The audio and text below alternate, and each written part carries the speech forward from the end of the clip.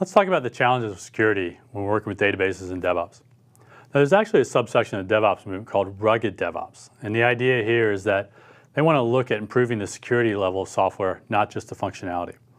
We want to make sure that security is included as part of software development, both from development and operations, to ensure that we're delivering the most secure, the most tested software we can. Certainly, security can be a challenge in a database world, especially relational databases. Because on one hand, security is really an operations function. Operations has to manage the security for logins, for users, encryption objects, etc.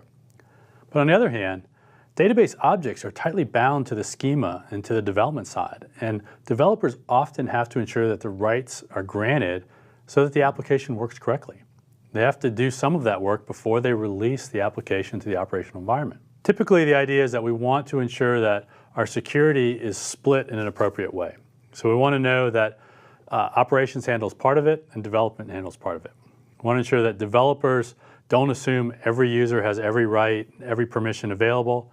And operations has to assume that there's some decisions made in development, and they write code that checks for things that aren't there or that handles errors or handles access appropriately. The typical relational example that I want to use is that developers will assign rights, such as insert or select, to a particular role. And we want to use roles because that allows us an abstraction and ensures that our DevOps process flows smoothly from development operations. Developers don't have to worry about who's in those roles. They have to ensure that the security for the application works correctly. Operations is responsible for mapping those logins and users to those roles. And they have to ensure that they exist appropriately, right? Whatever passwords or rights or credentials or service accounts are involved there. Developers manage the object rights. Operations assigns the users. The problem with this is that some objects don't fit. Some objects don't fit this model. For example, operations will actually have to manage things like encryption keys, and those can't exist in development and production, at least not with the same security level. So operations has to learn to use a DevOps process as well. And we'll talk about ways in the future that operations can do this, but they have to make sure that they are using automated tasks to manage those specific objects in their environments.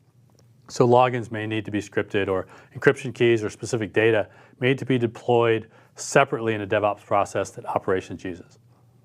Now, there's no penalty to implement a separate process or have another DevOps process for operations, but we have to ensure that it exists. We have to ensure that we do the same amount of care and change in our process that we do for all the development as well. Operations might need some help from developers. They may need to understand how to work with version control and how to deploy those things. As with most of the things in DevOps, a little communication, a little empathy, a little training, it'll build confidence, it'll build coordination, and help everybody in your staff accept DevOps.